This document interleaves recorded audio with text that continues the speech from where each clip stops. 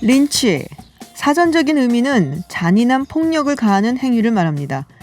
하지만 이 단어는 남북전쟁 이후 19세기 말 20세기 초 미국 남부를 중심으로 백인들이 흑인들에게 가했던 폭행 및 살해 행위를 의미하기도 합니다. 주로 흑인 남성들이 백인 여성을 성적으로 희롱했다거나 추행했다고 혐의를 씌웠고 또 백인 여성을 지켜야 한다면서 자신들의 행동을 정당화했죠.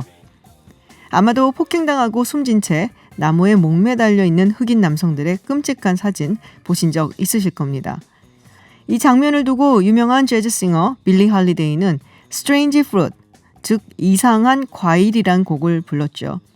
나무에 매달린 이상한 과일, 바로 린칭으로 숨진 흑인 남성들을 의미합니다. 그런데 트럼프 대통령이 자신에 대한 탄핵 시도가 린칭이라고 표현하면서 미국 정가가 발칵 뒤집어졌습니다. 트럼프 측에서는 그런 의미가 아니라고 했지만 미국의 대통령이 미국의 가장 아프고 어두운 역사를 모른다? 모르고 썼어도 문제라는 반응입니다. 노예제도와 이후 흑인에 대한 린칭, 미국이 가장 아파하고 부끄러워하는 부분입니다. 이에 대해 민감해하는 미국 정치권을 보면서 아픈 역사를 어떻게 다뤄야 하는지 배웁니다. 알짜배기만 쏙 뽑아 전해드리는 인터뷰 쏙 코너입니다.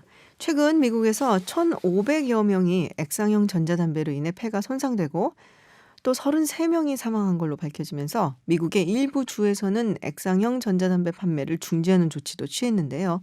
오늘 보건복지부가 액상형 전자담배에 대한 유해성 검증이 완료되기 전까지는 사용을 중단해달라고 강력하게 권고했습니다. 관련해서 보건복지부 정영기 건강증진과장과 전화 연결돼 있습니다. 안녕하세요. 네네.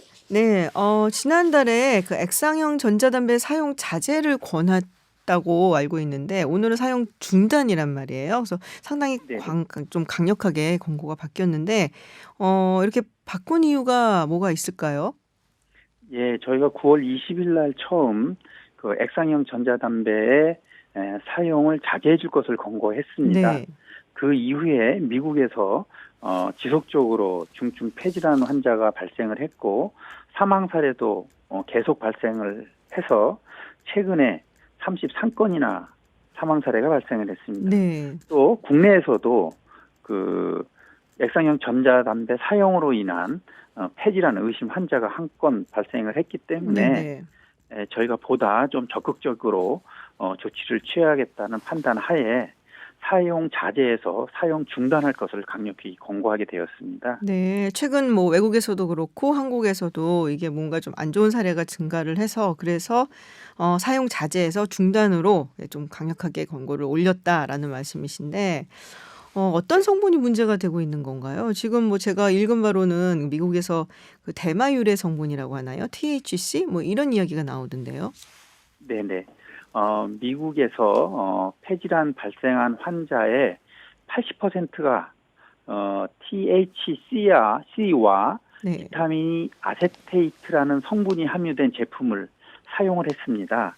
그래서 미국에서도 이 두 가지 성분이 폐질환을 유발하는 원인 물질로서 강하게 의심하고 있는 상황입니다. 아, 그렇군요. 그럼 어떤 증세가 보통 이제 나타나게 되는 건가요? 뭐 액상형 전자담배를 피워서 이것이 뭔가 좀 폐질환으로 가는 것 같다라면 전자담배를 피우시는 분들이 조금 주의를 하셔야 될 것 같아서요.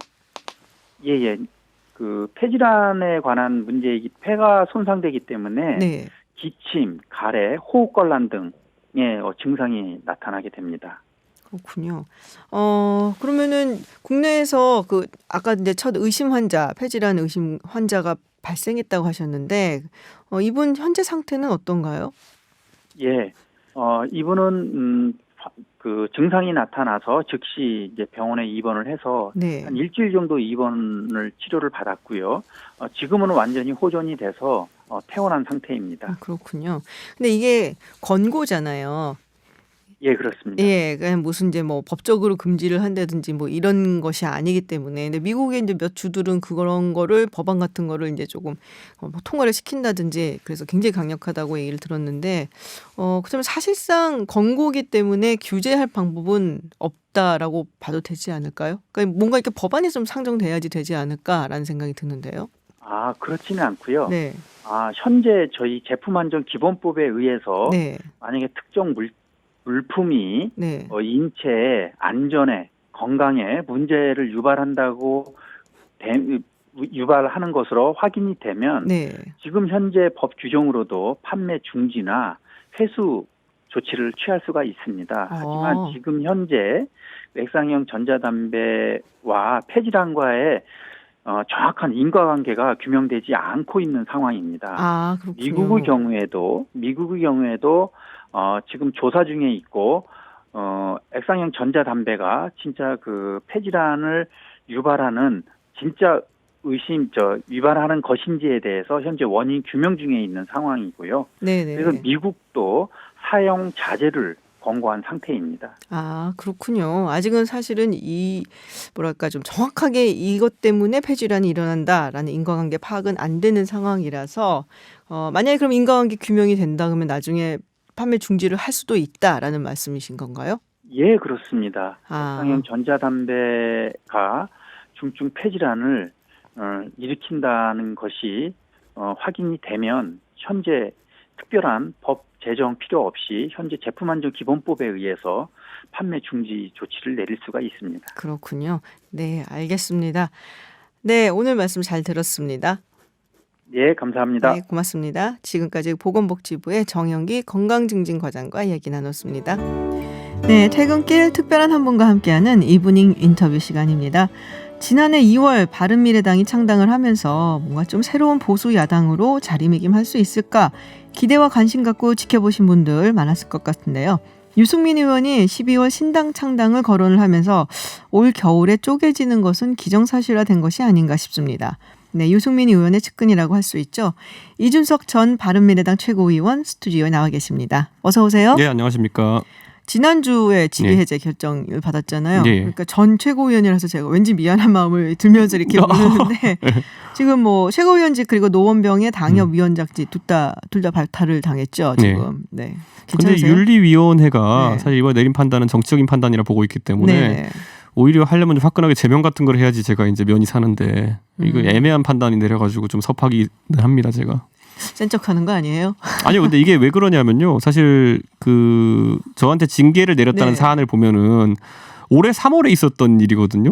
그리고 그걸 5월 달에 윤리위원회에서 저한테 통보하기를 그때도 제소를 해가지고 누가 통보하기를 문제 안 되는 사안이라고 저한테 통보서까지 와 있어요. 그런데 이번에 손학규 대표께서 무슨 생각을 하셨는지 윤리위원장을 새로 임명하신 다음에 그 윤리위원회가 똑같은 사안을 해가지고 중징계를 내리겠다. 이거는 정치적이라 보기 때문에 이거는 크게 제 정치 행보에 문제가 될 것 같지는 않습니다. 근데 손학규 대표랑 사이 좋은 줄 알았는데 그러니까 손다방 같이 다니고 막 운전도 하고 그랬었잖아요. 저는 모든 어르신들한테 잘합니다. 그런 거예요? 네. 근데 이제 손학규 대표께서 본인의 손에 들려 있는 좀 파리채 같은 윤리위 같은 걸로 세게 때리시길래. 왜 때리신 것 같아요? 아무래도 이제 본인이 가시고자 하는 행보라는 거는 제3지대라 이제 말씀하시잖아요. 근데 특정 지역을 기반으로 한 어떤 신당을 좀 기획하고 계신 것 같은데 저는 거기에 동참할 수 없는 노릇 아닙니까? 저는 원래 정치를 하면서 보수, 개혁 보수 이런 노선을 걷겠다고 세웠는데 사실 저는 그런 지역주의 정당을 하긴 너무 싫습니다. 그거는 저희 개인의 의견이 아니라 저희 당 최고위원회 9명인데 그중에서 6명 가까이가 그런 생각 갖고 있었어요. 그런데 이제 하태경 의원 징계 때렸죠. 그다음에 저 징계 때렸죠. 그리고 지금 문병호 최고위원도 지금 이제 회의 출석 안 하니까 이제 유언무원에 압박을 하더라고요. 그러니까 그런 걸 보면서 사실 그게 올바른 방법인가 모르겠지만은 본인의 마음에 안 드는 분, 본인과 좀 비전이 다른 분들에 대해 가지고 굉장히 강하게 나가는 것 같습니다. 그렇군요. 방금 전에 손수호 변호사 얘기 좀 나눠봤는데 지금 손학규 대표 당비가 대납됐다. 이것이 정당법의 정치자금법 위반이다라고 주장을 지금 하고 계시거든요. 좀 상반된 얘기를 하고 가셔갖고 이준석 최고위원 얘기도 좀 들어봐야 될 것 같아서. 저희는 오늘 이제 언론에 공개를 했지만은 그 손학규 대표께서 원래 당 대표가 250만 원씩 당비를 내도록 되어 있습니다. 근데 저희가 이제 통장 납부 그 내역을 확인해 보니까 그 당비 통장으로 본인이 아닌 다른 사람이 이제 지금까지 확인된 것만 9개월 가까이 납부를 해왔거든요. 그럼 250만 원씩 9개월이면 거의 2,250만 원 아니겠습니까? 그러니까 그런 부분에 대해서 해명해라라고 요구한 것인데 오늘 손학규 대표 측의 해명은 현금으로 주고 그걸 대신 납부하겠다 이렇게 말씀하셨는데 그 해명이 만약에 일반적으로 해명으로 납득될 것 같으면은 도대체 대한민국의 정치자금법으로 잡혀갈 사람 누가 있습니까? 보면은 나 다 현금으로 줬다 이렇게 얘기하면 되죠. 그게 근데 법적으로는 문제가 없다. 만약에 이제 손학규 대표가 그거를 변제를 해서 줬다 한다면 네. 그렇게 얘기를 또 들었는데 일반적으로 그 현금으로 줬다라고 하는 사안 같은 경우에는 네. 나중에 본인이 소명해야 될 것이 많습니다. 언제 어디서 어느 장소에서 현금을 줬다 같은 걸 소명해야 되는데 저는 그 소명이 쉽지 않을 것이다 보고요. 저는 일반적으로 생각해 보세요. 지금 손학규 대표가 해명하신 사안들을 보면은 본인이 현금으로 본인의 비서한테 주고 본인의 비서가 사무부총장에게 당 계좌인 줄 알고 송금을 계좌 쪽 이체를 하고 그 사무부총장이 계좌 이체를 해가지고 당비를 냈다라고 주장하고 계신 건데 일반적인 상황이면 그냥 한 번에 계좌 이체하지 뭐하러 현금 빼가지고 계좌 이체 2번 해가면서 갑니까? 그러니까 저는 뭐 이 사안은 뭐 손수호 변호사가 아마 자세히 들여다보지 않았을 것이다 그렇게 네. 판단하고 가볍게 얘기한 게 아닌가 싶습니다. 그렇군요. 유승민 의원 12월 친단 창당 이야기를 했는데 네. 어떻게 비당권파는 다 같이 가기로 했나요? 물론 뭐 저희는 계속 모임을 같이 하고 있고 네. 오늘도 따로 한다면서요? 바른미래당에서 아침 모임 같은 거 비당권파고 당권파고. 그렇죠. 그러니까 얼마 전까지만 해도 최고위원이 저희가 9명이라 말씀드렸잖아요. 네네. 최고위원 다수는 이제 이쪽 저희 변화혁신 모임에 있었고 손 대표님은 보통 1명 아니면 2명 정도 되는 다른 최고위원들과 네네. 이제 모임을 하신 건데 모르겠습니다. 저는 이제 지금 같은 경우에 그 변화 혁신을 위한 비상행동이라는 변혁 모임이라고 하는 것은 저희 이제 유승민 대표와 안철수 대표의 네. 측근들로 이제 구성된 그룹인데 저희가 뭐 해외 출장하거나 이런 분들이 아닌 이상 꾸준히 모여서 이 당내 문제를 논의하고 있고 특히 이번에 뭐 손학규 대표에 대한 당비 대납 고발건 같은 경우에도 오늘 아침에도 저희가 같이 회의를 하고 왔습니다. 그 때문에 네. 공동 보조를 좀 맞춰나가고 있습니다. 그렇군요. 예. 근데 사실 이제 그 비당권파에 네. 상당히 색깔이 좀 다른 분들도 많이 있잖아요. 네. 그리고 어떻게 보면은 이제 그 지금 사실 민평당에서 네. 박지원 의원도 나오셨고 네. 그래서 호남계 의원들이 그쪽으로 또 이제 나와서 갈 수도 있다라는 얘기도 좀 돌고 있거든요. 네. 그런데 이제 그 아까 제가 손학규 대표께서 최고위원회를 네.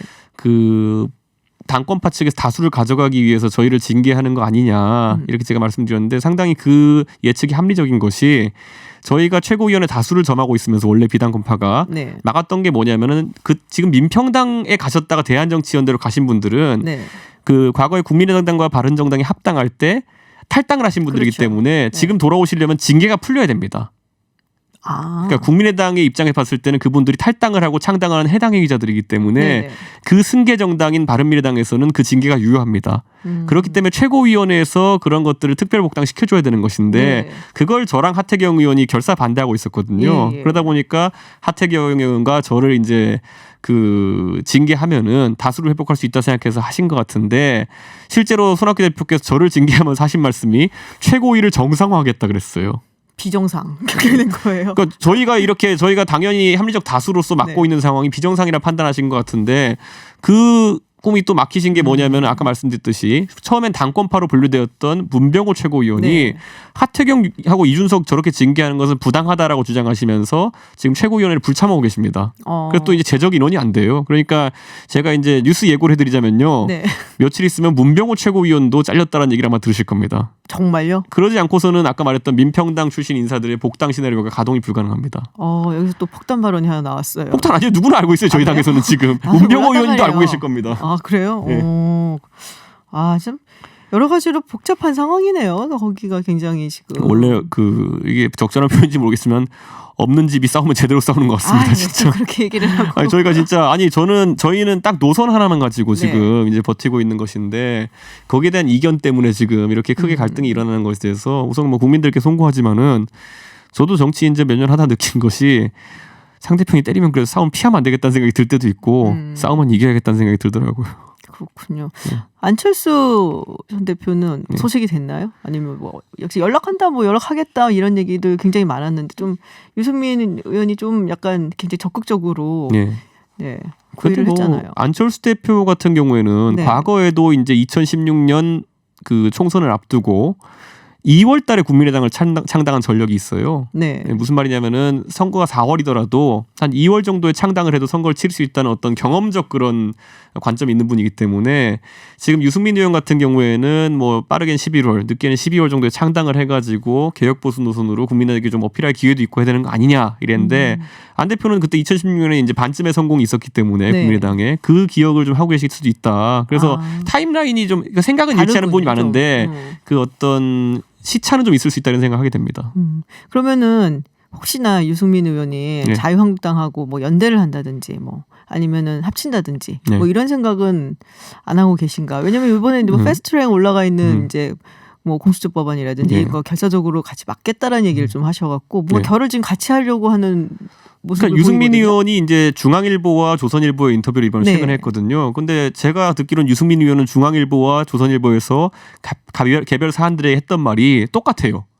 근데 그 언론에서 이제 뭐 언론의 편향성이나 논조 같은 게 조금씩 있지 않습니까? 네. 그러다 보니까 그런 부분을 반영하다 보니까 메시지가 혼동이 있는 것처럼 보이는데 공수처에 대해서도 우선 기본적으로는 지금 백혜련의 안에 대해서는 절대 막겠다는 의지가 강하고요. 권은희 의원 권은희 의원 안에 대해 가지고는 지금 권은희 의원 안도 상당히 보완된 아니지만은 그래도 이번에 조국 장관 사태를 보면은 조금 더 우려되는 부분이 있습니다. 그렇기 때문에 그런 우려되는 부분을 해결하면은 또 모른다 정도의 그런 스탠스인데 네. 가장 대표적으로 지금 보면 우선 수사권이라는 게 있습니다. 예를 들어 이번에 조국 장관 사태에 비교한다면은 차관급 이상 공직자와 그 가족들에 대한 수사인 경우에 검찰이 미리 수사를 하더라도 공수처장이 이첩을 이제 이야기하면은 응해야 된다 돼 있거든요. 검찰총장은. 공수처로 옮겨오는 거고요. 그렇지. 그러니까 그 중간에 수사가 혹시 뭐 유야무야되지 않을까 뭐 이런 우려들이 네. 예전에는 생각 못했지만은 최근 수사를 보면서 좀 허점이다라고 느껴가지고 그런 입법 보완이 필요하다. 뭐 이런 의견들이 있어가지고 조심성을 가지는 거지.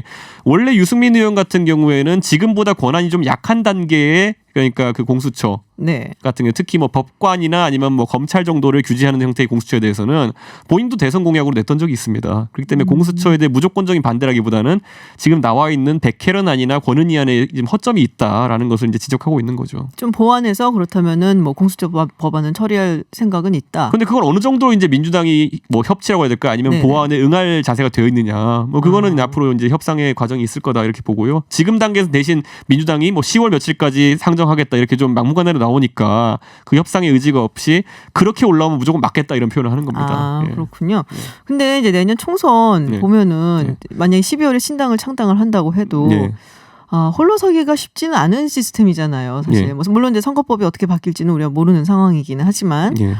그러면은 결국에는 이제 자유한국당하고 뭐 연대라도 하지 않겠나라는 얘기들이 나오거든요. 사실 뭐 정의당하고 더불어민주당도 뭐 연대 아니면 연대 이런 게 좀 있었으니까 예. 뭐 그런 생각은 뭐 전혀 없으신 거예요? 저는 그래서 유승민 의원이 이번에 내걸었던 조건이라는 게 네. 사실 많은 분들은 이렇게 하면 통합할 수 있다는 메시지 아니냐, 네네. 연대할 수 있다는 메시지 아니냐. 그러니까 유승민 의원의 지금까지 메시지에 비해서 다소 통합적으로 기운 거 아니냐 이런 이야기를 하시는데 네. 내건 조건들을 보면 과거에 비해서 크게 약화된 것이 없습니다. 저희가 바른정당 만들면서 3년 전에 뛰쳐나올 때부터 했던 말이 친박 청산 그리고 개혁보수 노선을 받아들이는 것 이 두 가지였거든요. 그런데 이번에도 그게 크게 달라진 게 없습니다. 그렇기 때문에 저는 굳이 표현하자면은 이거는 뭐 100억 주면 밥 먹어줄게 뭐 이런 느낌? 네, 그러니까 전제 조건 자체가 그 상대방 입장에서 봤을 때는 뭔 소리냐 이렇게 나올 수 있는 그런 정도의 수준이다. 그래서 저는 모르겠습니다. 이게 아무래도 유승민 의원이 오랫동안 언론 인터뷰를 안 하다가 나오기 때문에 많은 분들이 그 논조의 변화라는 게 좀 급격하다고 생각할 수도 있지만은 저는 큰 틀에서 변화하지 않았던 겁니다. 그렇군요. 아니 그래서 저희도 항상 이렇게 유승민 의원 얘기 좀 듣고 싶어갖고 연락을 드리는데 최근까지도 계속 뭐 인터뷰나 언론 이걸 좀 약간 안 하시는 편이었거든요. 네. 내일 한번 다시 해봐야겠네요. 황소고집입니다. 저희도 좀 언론 노출 좀 네. 많이 하시라고 네네. 이렇게 말씀드렸는데 또 원래 필요한 말만 하겠다는 의지가 좀 강한 분이기 때문에 원래 토론도 잘하고 다 잘하시거든요. 아니 토론 잘하신 건 다 알죠. 그런데 네. 꼭 그게 뭐 저랑은 좀 다릅니다. 저랑 하태경 의원 같은 경우에는 저희는 없는 집에 뭐라도 살리면 보탬되자 그래가지고 네. 뭐라도 다 나가는 타입이거든요. 그런데 유승민 의원은 그 가 쓰고 누더기를 입어도 나갈 때 나간다 뭐 이런 느낌? 저희랑 좀 다릅니다. 그렇군요. 내년에 나가실 거죠 총선? 나가야죠. 네, 네. 노원병. 그렇죠. 근데 이번에 선거법 개정이 어떻게 되냐에 따라서 노원병이 없어질 수도 있습니다. 이게 지역구가 좀 약간 좀 변화가 생길 아니요, 수 저희가 있어서. 전임 뭐 구청장이나 이런 분들이 누군지 모르겠지만은 굉장히 행정을 하는 데 있어가지고 인구 감소를 유도하셨어요.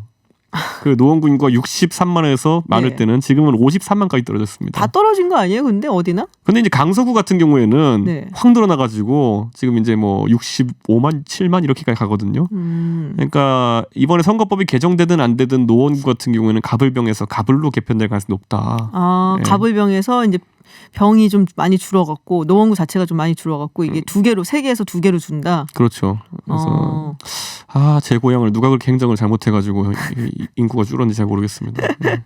그렇구나. 네. 아, 그래도 뭐 젊은 정치인의 약간 어떻게 보면은 대표 주자 같은 네. 분이시잖아요. 우리 이준석 전 최고위원이. 근데 제가 제 나이 때 딱 보면 항상 둘러보면요. 네. 뭐 한 명 중에 1등 뭐 이런 느낌이에요. 약간 보면은.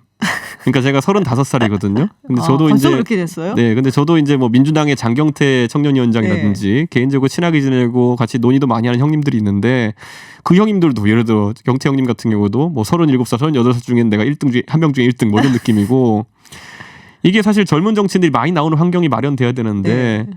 저도 해보니까 뭐가 문제인지 잘 모르겠습니다. 근데 뭐가 요즘 문제인지는 잘 모르겠어요. 그러니까 뭔가 환경적인 문제가 좀 있을 거 아니에요. 왜냐면은 지금도 국회를 보면은 30대 이하 네. 정치인이 3명밖에 없어요.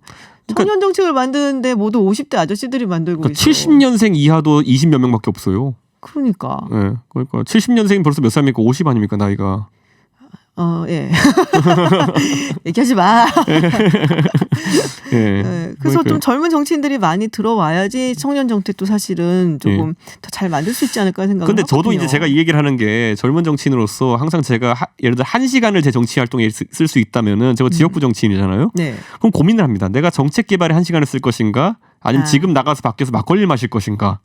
그런데 현실에 당선되기 위해서는 정책 개발 1시간을 쓰는 것보다 밖에 막걸리 마시러 나가야 됩니다. 그러니까 뇌세포를 죽인다는 거 알면서 나가야 되는 상황이 되는 거죠. 그러니까 이 형식의 어쨌든 그러니까 선거에서는 젊은 세대 같은 경우에는 뭐 마신 막걸리의 잔수가 동네에서 네. 아무래도 나이 드신 분보다 적을 테니까 그 인맥이나 아니면 또 친화력이라는 것을 형성하기 어려운 부분이 있겠죠. 그렇군요. 그러니까 어떻게 보면은 조금 당 차원에서 인위적으로라도 이렇게 좀 노력을 해갖고 청년 정치인들을 좀 키우려는 그런 태도가 필요한데. 그러니까 차라리 삼김 시대가 네. 그때 뭐 김대중 총재가 김영삼 총재가 네. 큰맘 먹고 젊은 사람들 확 영입하고 이렇게 맞아요. 뭐 새로운 사람을 키우기에는 뭐 민주적이진 않지만 상당히 좋은 방식이었다 이렇게 생각하는 것이 지금은 뭐 모든 정당이 뭐 좋은 거라고 당원들하고 해서 상향식 경선을 시키는데 아까 말했듯이 상향식 경선에 있어가지고는 정책이나 이런 것보다 내가 마신 막걸리의 잔수가 더 중요하다. 그게 문제일 것 같습니다. 그렇군요. 네, 현실 정치, 뭐 젊은 정치인 얘기까지 나눠봤는데요. 네, 바른미래당 상황이 좀 급박하게 돌아갈 것 같은데 앞으로 종종 좀 나와서 소식 좀 전해주세요. 예, 열심히 하겠습니다. 네, 오늘 지금까지 말씀 나눠주신 이준석 전 바른미래당 최고위원이었습니다. 고맙습니다. 네, 감사합니다. 네, 이브닝쇼에서 휴식을 선물합니다. 이브닝 카페 시간입니다. 브렉시트 벌써 몇 년째 듣고 있는 소식입니다. 언제 나갔는지 모르겠는데 어쨌든 영국의 유럽연합 탈퇴 그 열망이 실현되는 듯 싶더니 또 좌절이 됐고요. 보리스 존슨 영국 총리가 추진한 브렉시트 관련 법안의 신속 처리가 하원에서 부결이 되고 오는 31일 브렉시트는 사실상 무산되었다라고 볼 수가 있을 것 같습니다. 브렉시트 앞으로 어떻게 될 것인지, 영국은 왜 이렇게 유럽연합 탈퇴를 원하는 것인지, 그리고 또 무엇이 문제인 것인지 이기범 아산전쟁연구원 국제법 센터장 그리고 안톤 숄츠 독일 기자와 함께 이야기 나눠보겠습니다. 어서 오세요. 네, 안녕하세요. 네, 두 분 다 저랑 굉장히 친하신 분들인데 친하다고 얘기해도 되죠? 아, 네, 그럼요. 네, 이기범 센터장 되게 오랜만이에요. 예, 오랜만입니다. 네, 안톤 숄츠 기자님 오늘 이제 지방 가셔야 되는데 특별히 약간 일정을 미뤄주셨다고 얘기를 들었습니다. 그래야죠. 예. 일단 뭐 경과 이야기부터 좀 나눠보도록 하겠습니다. 지난 17일에 이제 보리스 존슨 총리가 새 브렉시트 안에 합의를 했잖아요. EU 측이랑. 그리고서는 이제 투표를 했죠. 토요일 날. 네. 근데 투표를 하려고 올렸는데 이게 이제 제대로 안 된 거잖아요. 네. 그래서 사실 무산된 건데. 예. 뭐. 네, 그거 그럼 어떻게 지금 해야 되는 거지? 유럽에서는 지금 어떻게 보고 있어요? 독일에서 되게 관심 많을 것 같은데. 그렇죠. 관심 많죠. 뭐 네. EU에서는 사실 모든 나라는 지금 그리고 모든 언론들 뭐 이 테마에 대해서 제일 많이 관심 있는 것 네. 같아요. 제 생각에는. 근데 아까 물어보시니까 어떻게 해야 되는지 그거는 아마 답장하는 게 제일 어려운 것 같아요. 영국 사람도 아마 답장 제대로 못할 것 같아요. 왜냐하면 모든 사람들 너무 피곤하잖아요. 지금 사실은 그렇죠. 이 브렉시트 이야기는 2016년 네. 6월 달부터 시작했잖아요. 사실 그 전에도 계속 캠페이닝도 하고 그 투표하기 전에. 근데 지금 3년 이상 된 이야기인데 근데 드디어 지금 마무리 좀 하려고 하잖아요. 근데 제대로 안 되고 그래서 지금 보리스 존슨 총리 전에는 테레사 메이 네, 총리도 계속 거기 투표 거기 의원이 있었는데 근데 계속 안 되고 의회에서 부결되고 안 되고 네. 그래서 이런 배경으로 지금 많은 사람들도 이번에도 투표 절대 안 된다고 미리미리 또 말했어요. 네. 그래서 사실 지금 윤곽 그 집회위원장하고 같이 이런 딜 받았지만 많은 사람들 의심이 있었어요. 아마 통과되지 않을 것 같은데 그리고 사실 그렇게 생각하는 대로 이렇게 됐고 그래서 지금 앞으로 어떻게 해야 되는지 네. 10명한테 물어보시면 아마 10가지 틀리는 답장 받을지도 모르겠어요. 그렇군요. 좀 정리를 해주세요. 이기범 센터장님. 네. 예, 지금 브렉시트라는 네네. 게 사실 지금 말씀하신 대로 3년 이상 된 문제입니다. 그렇죠. 이게 2016년 6월에 국민 투표를 통해 가지고 네. 이게 그 브렉시트를 하자 이렇게 됐습니다. 그렇죠. 그리고 2017년 3월부터 이제 그 EU와의 협상이 들어갔고요. 원래대로라면은 2019년 3월에 브렉시트가 이제 있었어야 되는데 네. 그 사이에 다들 아시다시피 총리만 2번이 바뀌었고요. 맞아요. 예, 캐머런에서 메이에서 보리스 존슨. 예, 그렇게 바뀌었죠. 그리고 그 사이에 많은 여러 가지 의회에서 이제 그 부결이 있었습니다. 이게 가장 큰 이유가 뭐냐라고 했을 때 테레사 메이 총리가 이제 받아온 그 합의안에 대해서는요. 그 영국이 여전히 그 EU의 관세 동맹에 머물러야 된다는 그 점 때문에 이제 부결이 있었고요. 그다음에 이번에 이제 그 보리스 총리가 이제 지난주죠. 17일 날 받아온 합의안에 의하면은 일단 영국이 관세 동맹을 떠나기 때문에 이 점에 있어서는 약간 긍정적인 신호는 있지만은 매일매일 지금 뉴스가 달라지고 있습니다. 그렇군요. 그래서 원래는 10월 31일 날 떠났어야 되는데 이제 이마저도 사실상 안 된 거고. 그럼 1월 31일까지로 연기가 되었다. 연기가 된 건 아니고요. 네. 정확히 말하면은 보리스 존슨 총리가 네. 1월 31일까지 연기해 달라고 본인의 뜻이 아닌 편지를 쓸 수밖에 자기가 없는 사인은 안 하고 그런 보낸 입법이 있습니다. 이 무슨 편법인지 도대체. 예. 그렇군요. 근데 이제 그런 얘기가 있더라고요. 그러니까는 굉장히 빨리 신속하게 처리를 한 거잖아요. 17일 날 합의안을 받아갖고 19일 날. 근데 굉장히 이례적인 것이고 물론 이제 토요일 날 의회가 모인 것 자체도 이례적이지만 그게 어떤 점에서 특히 이례적인 건가요? 그 10월 19일이 중요한 날이었습니다. 네. 이제 9월 달에 정확히 말하면 9월 9일 날 이제 벤 액트라는 게 통과가 맞아요. 됐는데요. 네. 10월 19일까지 의회가 어떤 액션도 취하지 아니하면은 그때는 보리스 존슨 총리가 1월 31일까지 연장하는 그 편지를 써야 된다라는 법 맞아요. 때문에 10월 19일 날 모일 수밖에 그래서 없었고요. 지금 편지 쓴 거죠. 예, 그래서. 썼죠. 네. 예. 그래서 사실 그 10월 31일이라는 게 결국은 노딜이냐 아니냐의 문제거든요. 근데 노딜 브렉시트를 원하는 사람은 아무도 없습니다. 그렇죠. 예. 경제적으로 얼마나 그게. 예, 그리고 노딜 브렉시트 자체가 줄 혼란이라는 거는 이게 감당할 수가 없거든요.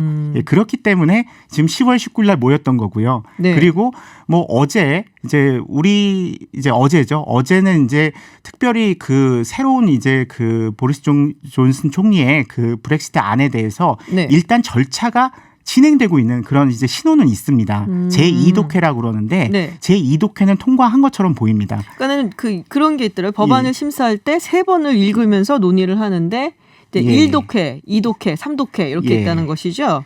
그런데 그 2독회하고 3독회 사이에 또 2가지 절차가 더 있습니다. 뭐 이렇게 복잡해요, 영국은. 그렇기 때문에 진짜.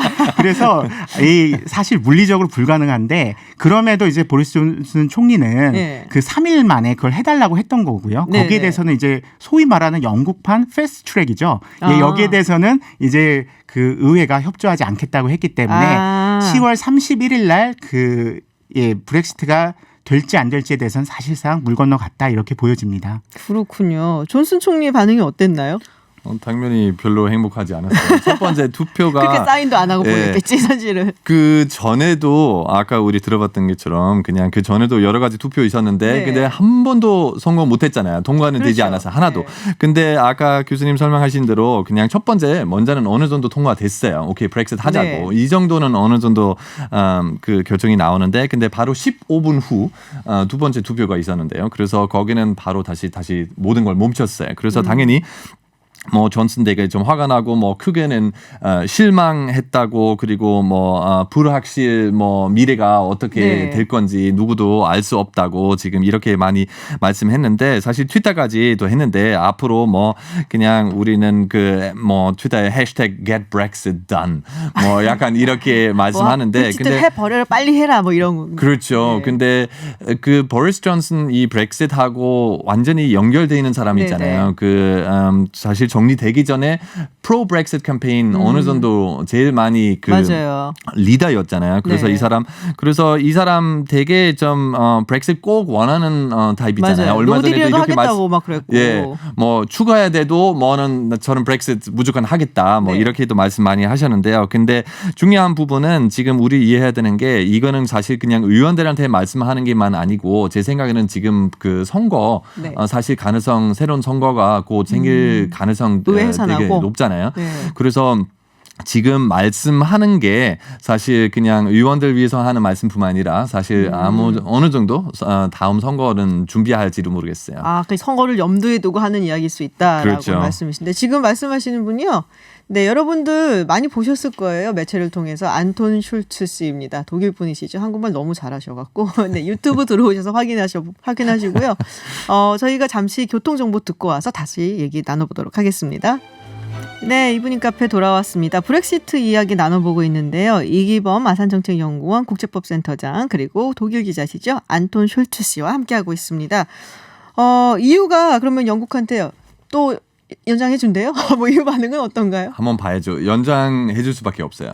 지금 왜냐하면 이유가 그 사실 그 이런 그 no deal Brexit 그냥 네. 아무 뭐 계약서 없는 Brexit 절대 원하지 않아요. 네. 그래서 이거는 사실 이런 no deal Brexit은 영국한테는 제일 안 좋지만 근데 확실하게 EU한테도 되게 안 좋아요. 전 세계적으로 안 좋죠. 그렇죠. 그렇게 되면. 양쪽에서는 상처가 되게 클 거예요. 네. 그래서 그것 때문에 이거 꼭 피하고 싶은데 문제는 아까도 제가 말씀드렸던 것처럼 EU 사람들도 점점 그냥 피곤해요. 그냥 그쵸. 끝납시다. 그냥 제발 좀 마무리합시다. 그래서 약간 이런 마음이 있으니까 그래서 많은 사람들 지금 생각하고 오케이 뭐 1월 말까지는 꼭 시간 필요하면 그 뭐 1월 말까지 시간 줘야죠. 근데 다른 사람도 지금 예를 들어서 프랑스에서는 그 약간 이 EU 관련된 장관님인데요. 그 아멜리 데 몽샬린 그렇게도 말씀했는데 도대체 왜 또 뭐 지금 3년 이상 시간이 있었는데 석 달 더 주면 뭐 이거는 완전히 끝 없다. 네. 그래서 조금 더 시간 주는 게 문제 아니지만 근데 뭐 석 달 더 주면 정말 뭐가 나아질 것 같아요. 그래서 그것 때문에 사실 보리스 존슨도 이렇게 석 달 안 됐으면 좋겠다고 생각하잖아요. 네. 왜냐하면 보리스 존슨 지금 최대한 빨리 이거는 하고 싶어요. 근데 만약에 지금 시간 있으면 사실 사람들 이 지금 만들었던 그 정클로드 융커하고 같이 만들었던 그 계약서 네. 아마 자세히 보면 여러 가지 문제점도 나올 것 같다고 생각하고 그래서 지금 보리스 존슨 이거 최대한 빨리 그냥 패스하자. 자세히 안 봐도 돼요. 대충 보고 그냥 빨리 패스해버려. 나중에 봅시다. 약간 이렇게 나중에 봅시다. 약간 이렇게 말하는 것 같아요. 그래서 뭐 EU 사람들도 조금 피곤하고 빨리 끝났으면 네. 좋을 텐데 근데 제일 중요한 부분은 no deal Brexit 그냥 꼭 피해야 그거는 돼요. 좀 피해야 된다라는 이야기. 네. 약간은 울며 겨자 먹기로 뭐 연장은 해주고는 있지만 굉장히 EU 사람들도 짜증이 나 있다라는 상황인데 이게 이제 국민투표를 결정을 한 거잖아요. 근데 다시 한번 하자는 얘기도 또 나오고 있어요. 국민투표를. 예, 그런 얘기 나오죠. 네, 이거 했는데 또 다시 국민투표를 하면은 그럼 뭐 결과 바뀔 수 있는 건가요? 지금 그 영국 내 여론이요. 네. 이게 아직도 50% 정도는 브렉시트를 원하지 않습니다. 예, 그렇기 때문에 야당 입장에서는 국민투표를 갖다 다시 한번 해보자 이런 생각이 있을 수 있는데요. 네. 근데 문제가 있습니다.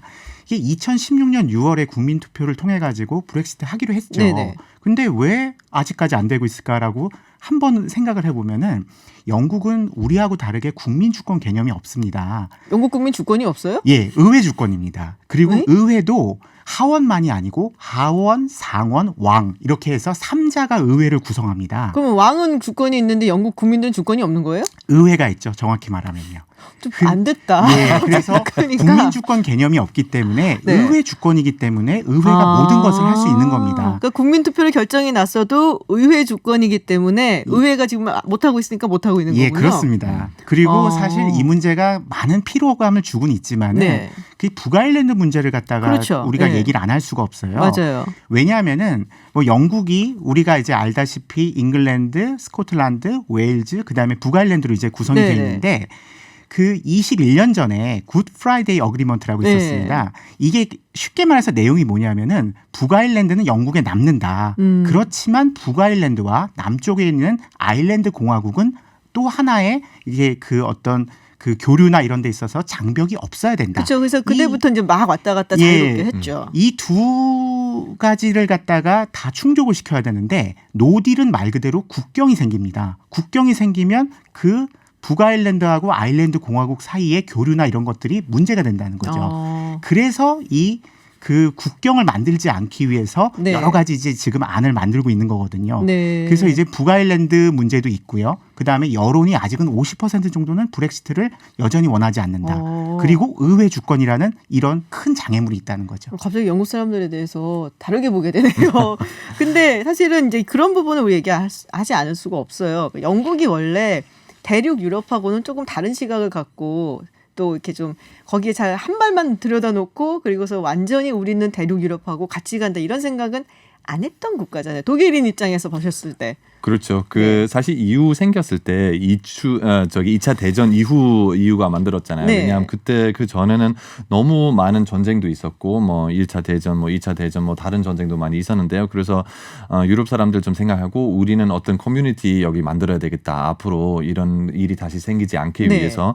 그리고 무역도 중요하고 그래서 우리는 더 이상 예를 들어서 관세 차징 안 하고 뭐 이렇게 시작했는데요. 그래서 처음에는 EU는 6나라밖에 없었거든요. 그래서 이제 처음 시작한 게 그 유럽 석탄 철강 그렇죠. 문제. 거기부터 네. 시작했는데 네. 근데 목적은 확실하게 이거 다시 전쟁 생기기 위해서 네, 막기 그거는 위해서. 제일 큰 중요한 아이디어였고 그래서 시작부터는 뭐 벨기, 독일, 프랑스, 이탈리, 럭셈버그하고 저기 네덜란드 있었는데요. 네. 근데 점점 다른 나라는 들어가는데요. 그래서 1973년부터는 사실 영국 저기 들어가는데요. 근데 영국 사람들도 유로는 안 쓰잖아요. 그렇죠. 유로는 그냥 네. 그래서 계속 파운드 쓰고 그래서 역시 이 섬에서 사는 사람들 항상 좀 특이하죠. 뭐 그래서 자기 법을도 뭐 지키고 뭐 약간 그거도 그래서 뭐 어쩐지 영국 사람들 항상 그냥 풀인 하지 않았어요. 그 풀인 하면 유로도 써야죠. 그래서 근데 그것도 문제 아니었다고 생각하는데 근데 영국 사람들 그냥 자기 나라에 대해서 되게 중요하게 생각하고 네. 뭐 당연히 모든 사람들 다 그렇고 주권도 없는데 말이야. 근데 옛날에 그 영국 되게 큰 엠파이어가 있었기 때문에 네. 그 EU도 조금 컨트롤링 하고 싶었다고 생각했나 봐요. 근데 그거는 제대로 안 되니까. EU는 지금 독일이 끌고 가잖아요. 거의 뭐 프랑스랑. 독일하고 프랑스는 사실 기둥 만약에 두 개 네. 있으면 그 독일하고 프랑스라고 생각하면 되죠. 그래서 자존심이 상했구나. 네, 뭐 그거는 사실 브렉시트 문제는 되게 큰 역할이 있다고 생각하고 자부심에 대해서 우리는 다시 독립해야 된다. 뭐 약간 그런 생각만 있었나 봐요. 그러면은 진짜 어려운 질문 해드릴게요. 어떻게 전망하세요? 지금 상황에서 개인적으로는 네. 브렉시트는 일어날 것 같습니다. 네. 왜 그러냐면은 어제 있었던 그 제2 독회는 여하튼 성공했다고 보여집니다. 예, 북아일랜드를 아일랜드 공화국하고 그렇게 그 하드 보더라고 그러죠. 국경선을 만들지 않으면서 네네. 그렇다고 해서 북아일랜드가 영국과 함께 있는 것도 해치지 않았고요. 그 다음에 그 새로운 존슨 총리의 이제 브렉시트 안에 의하면은 여하튼 영국이 북아일랜드 포함해서 관세 동맹을 떠나게 돼 있습니다. 네. 떠나게 된다는 것은 다른 나라하고 통상 정책을 한 데 있어서 주권을 회복하기 때문에 그리고 일단 뭐 말씀하신 대로 유럽 사람들도 이게 피로감이 상당하기 때문에 이거는 이제 브렉시트는 이루어진다고 보여집니다. 언제쯤요? 근데 그 언제가 뭐 과연 1월 31일까지 이루어질 것인지 뭐 그 전에 이루어질 것인지 저는 개인적으로는 그 전에 될 것 같습니다. 예. 어떻게 전망하세요? 저도 유감스럽지만 생길 것 정말로 같아요. 유감스러우세요? 예, 유감스럽고 왜냐하면 사실 저한테는 제일 슬픈 거는 네. 그 만약에 지금 다시 브렉시트에서 결정이 나오게 됐으면 아마 사실 노 브렉시트로 결정될 거예요. 왜냐하면 사실 2016년부터 그 젊은 사람들 지금 투표할 수 있는 사람 한 200만 명 정도 추가됐고요. 그리고 한 200만 명 정도 나이 드신 분들 노인들 그 돌아가셨어요. 오히려. 네. 그래서 약간 영국에서 밸런스가 조금 바꿨어요. 지금 오히려 젊은 사람도 많고. 근데 브렉시트 이 결정 바로 영국 미래에 대해서 이는 중요한 결정이잖아요. 근데 젊은 사람들 대부분 반대했어요. 브렉시트. 그리고 대부분 나이 드신 분들 사실 이 결과는 별로 느끼지도 못하는 사람들, 이 사람들 그냥 브렉시트 하자고 그랬어요. 그렇군요. 그래서 이거는 저한테는 어떤 슬픈 아이러니라고 생각하고, 그래서 그것 때문에 그 사실 얼마 전까지 저도 희망이 있었어요. 조금 새로운 브렉시트 결정 한번 했었으면 정말 좋겠다고 생각하고, 왜냐하면 이건 너무 그 영국하고 EU 미래 위해서 중요한 결정이니까 이거는 한 번만 실수하면 혹시 더블 체킹하는 게 더 좋지 않을까. 근데 아마 그렇게 보이는데? 되지 않을 것 같아요. 그렇군요. 네. 두 분 다 뭐 어쨌든 브렉시트는 일어날 것이다라고 전망을 하고 계시고 우리 독일인이시고 EU에 속해 계신 독일인이신 우리 안톤 슐츠 씨는 굉장히 아쉬워하고 계신데 하여튼 오늘 EU 역사도 얘기를 해보고 전망도 얘기를 해보고 굉장히 좀 특이한 이제 영국 사실도 알았네요. 국민들이 주권이 없다. 네, 그런 사실도 알고 굉장히 재밌는 이야기 많이 나눠봤습니다.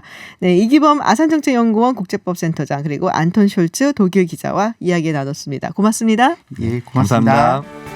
네, 스포트라이트 시간입니다. 김정은 북한 국무위원장이 남북 경협의 상징인 금강산 관광사업을 잘못된 일이다라고 규정을 하고 남측 시설 철거를 지시했다고 합니다. 지난해 9월 문 대통령과 평양 공동선언 합의 그리고 굉장히 훈훈한 분위기였었는데 지금 정면으로 어긋나는 발언을 하고 있어서 무슨 일인가 싶습니다. 홍현익 세종연구소 외교전략실장과 관련해서 이야기 좀 나눠보겠습니다. 안녕하세요, 실장님. 네, 안녕하십니까? 네, 김정은 위원장 발언 보셨죠? 뭐 보기만 해도 기분이 나빠지는 너절한 남측 시설을 싹 드러내라. 서민점자들의 의존 정책이 잘못됐다. 정말 항상 들을 때마다 북한식 표현이 굉장히 세다라고 생각이 드는데 우리 실장님 보시기에는 이게 어떤 의미라고 보세요? 예, 김정은이 항상 얘기할 때 보면 중의적으로 얘기하기 때문에 네. 진짜로 그 의도가 뭔지 정확하게 파악을 해야 되는데 물론 뭐 북한의 눈치만 보고 있을 수는 없죠. 네. 그런데 이제 보기만 해도 기분 나빠지는 게 남측 시설이니까 기분이 나빠지는 건지 너절하니까 기분 나빠지는 건지 그러니까 혹시 남측 시설이 아니라 너절하기 때문에 기분 나쁘다. 낡아서. 왜냐하면 이제 그렇게 볼 수도 있거든요. 왜냐하면 자기네 그 민족 유산 중에 최고의 가치가 있는 금강산 지역인데 이게 한국과 경협을 해가지고 현대아산 쪽에 이제 맡겨놨더니 2008년에 박항다시 사건 이후에 11년 동안 지금 뭐 전혀 거의 이용을 못했죠. 뭐 한두 번 이산가족 면회나 좀 하거나 그거 외에는 뭐 거의 이용을 안 했기 때문에 보면 짜증이 나는 거죠. 자기네 최고의 관광지인데 그리고 지금 북한에 중국 관광객들이 쇄도하고 있거든요. 근데 이제 이게 한국에 맡겨놨더니 오히려 중국 관광객들이 여기까지 많이 못 온다. 우리가 했으면 더 잘할 수 있다. 지금 원산에 갈마지구에 지금 5성급 호텔 막 여러 개 적어보니까 우리가 저도 이거보단 잘 찐다. 뭐 이런 자신감과 함께 과거의 관료들이 너무 남한에 의존해가지고 그냥 공짜로 좀 먹으려고 하는 안이한 관료주의적 행태가 아닌가 이런 것들도 비판을 하면서 한국에게는 너무 미국 눈치 보지 말고 그냥 결단을 내려서 하든지 아니면 우리 길을 가겠다라고 이제 압박한 거고요. 미국에게도 이게 관광은 유엔 안보리 제재도 아닌데 왜 너네가 못하게 하냐 뭐 이런 여러 가지 보관을 깔고 지금 얘기한 게 아닌가 이렇게 생각합니다. 그러니까 대체적으로는 불만 표시다라는 것만은 어쨌든 우리가 알 수 있을 것 같은데 근데 이게 이제 선임자의 의존 정책이 잘못됐다 그러고 이 금강산 관광 같은 경우에는 그 아버지인 김정일 국방위원장 시절에 했던 거잖아요. 정말 대표적인 사업인데 그렇게 아버지 집권 시기에 했던 사업을 비판할 수도 있나요? 제가 굉장히 이례적으로 보이는데. 김정은이니까 아, 그런 거예요? 김정일은 자기 아버지 비난 거의 안 했는데. 네. 왜냐하면 김일성은 정말 국부고 네. 수십 년 동안 통치해서 권위가 워낙 높았고, 근데 이제 자기 아버지는 김정은이 최근에 한 10년, 9년 정도 집권하면서 아버지 흉내는 거의 안 냈잖아요. 그러네요. 아버지보다는 할아버지. 예. 근데 금강산은 확실히 아버지가 한 거거든요. 그런데 98년부터 이제 시작이 됐는데, 그렇다고 아버지를 비난하기보다 제가 보는 관점은 관료주의적인 행태. 네. 이게 우리가 열심히 일해서 자력갱생이라는 게 자기가 열심히 일해야 먹고 사는 거잖아요. 네. 근데 남한테 빌려주고 거기서 그 렌트나 받아먹고 그러니까 임대료나 받아먹고 그리고 남한의 관광객이 잘 올 때는 그래도 뭐 괜찮았겠지만 결국은 망한 거 아니냐. 결국 자력경쟁해야 된다. 그런데 거기에 관료들의 사고방식이 틀려먹었다. 그러니까 금강산을 빗대서 다른 경제 상황도 다 아울러서 이제 한 거지. 이걸 자기 아버지 비난하려고 일부러 했다기보다는 아버지 비난을 할 수 없이 하게 된 거죠. 네, 그렇군요. 할 수 없이. 네. 이 김정은이 아무리 할아버지 본따려고 그래도 아버지를 비난하고 싶겠어요. 그렇죠. 그런데 일부러 비난한 게 아니라 이게 상황이 너무나 안 좋으니까 김정은으로서는 도무지 이해가 안 되는 게 자기는 문재인 대통령하고 약속했을 때도 적어도 상황조치라고 하는 건 개성공단 금강산은 기본이고요. 네. 그거는 가장 작은 상황조치가 그거고. 네. 안보리 제재 최후의 5개, 그렇죠. 11개 중에 5개를 풀어달라 이렇게 했는데, 근데 이제 성이 안 차는데 전혀 진도를 못 나가고 있고, 작년에 김정은이 능라도 체육관이요? 체육관이 아니라 경기장 능라도 15만 명 앞에서 네네. 자유롭게 연설하도록 놔뒀거든요. 네, 문재인 대통령이 연설문도 미리 보여주지도 않고 15분 동안을 평양 시민이 15만 명을 맡겨놓은 상태를 했듯이 네네. 굉장한 신뢰를 나름대로는 전폭적으로 보였는데 그것의 대가로 이제 문재인 대통령을 이제 신뢰하는 것에 대한 대가로 자기가 생각하기에는 영변의 핵시설이 북한의 핵시설에 북한식 계산 방식으로 한 70% 되는데 그거를 싹 전폐하겠다 그랬거든요. 영국이. 네. 그런데 문재인 대통령이 한 게 뭐냐? 그리고 이제 자기가 하노이에서 못했고 그렇게 얘기를 하는 건가요? 그러면? 예. 트럼프 대통령도 설득을 못했고 사실상 설득을 못했다는 게 문재인 대통령 책임이다는 거죠. 그렇군요. 그리고 이제 하노이에서 자기가 망신을 당하고 하노이에서 김정은의 충격이 컸던 게 트럼프도 미국 가서 굉장히 욕을 먹었으면 조금 덜했을 텐데 트럼프는 미국의 개선 정권처럼 왔거든요. 칭찬받았죠. 나 합의 안 하고 온 게 잘했지. 그러면서 오히려 공화당이나 보수 언론 민주당까지도 다 칭찬을 받았기 때문에. 네. 근데 김정은은 수령은 북한은 지존의 존재인데 완전히 실수한 거 아니에요.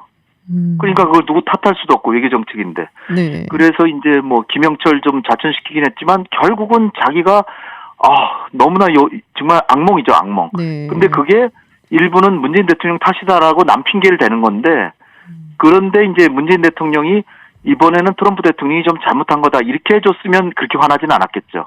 그런데 이제 그 뒤에도 한미동맹을 계속 강화하면서 F-15 들여오면서 한미연합훈련도 이름만 바꿔서 계속 하고 그러니까 그럼 결국 문재인 대통령 중재자냐 미국 편이지. 그러면 그리고 작년 말에 철도 연결, 도로 연결 개통식을 했는데 그러나 아무것도 예식만 한 거 아니에요. 달라진 게 없고 한 게 없다. 네. 그러나 트럼프하고 합의하면 확실히 한국은 자동으로 따라온다. 그러니까 한국이랑 합의할 필요가 뭐 있냐. 그러니까 완전히 무시하는 태도로 간 거죠. 그렇군요. 근데 무시해도 또 우리가 또 가만히 있잖아요. 무시해도 가만히 있으니까 그러니까 자기로서는 한국에 대해서 저렇게 당당하게 막 얘기하는데도 우리가 굉장히 그럼 한번 해볼까? 그러면서 막 나가는 건 아니니까 김정은의 버릇을 우리가 조금 좀 잘못 들인 것도 조금은 있다. 그렇군요. 알겠습니다. 점점 해법 찾기가 안개 속에 있는 것 같아서 힘들어지는데요. 앞으로도 또 외교 특히 이제 북미 관계 또 북한 이슈 있을 때마다 저희가 또 고견 듣도록 하겠습니다. 고맙습니다. 네, 감사합니다. 네, 지금까지 홍현익 세종연구소 외교전략실장이었습니다. 네, 김지윤의 이브닝쇼 오늘 방송 여기까지입니다. 리사 오너의 I Wish You Love 보내드리는데요. 지금 두삼하고 키움의 한국 시리즈 2차전 5회 말 2대2 무승부입니다. 아까 확인했을 때 사실은 키움이 앞서가고 있었는데 두산이 2점 냈네요. 네, 금요일 스포츠 피플에서 자세한 이야기 또 전해드릴게요. 저희는 내일 6시 여러분 기다리겠습니다. 우리 모두 함께 쉬어요.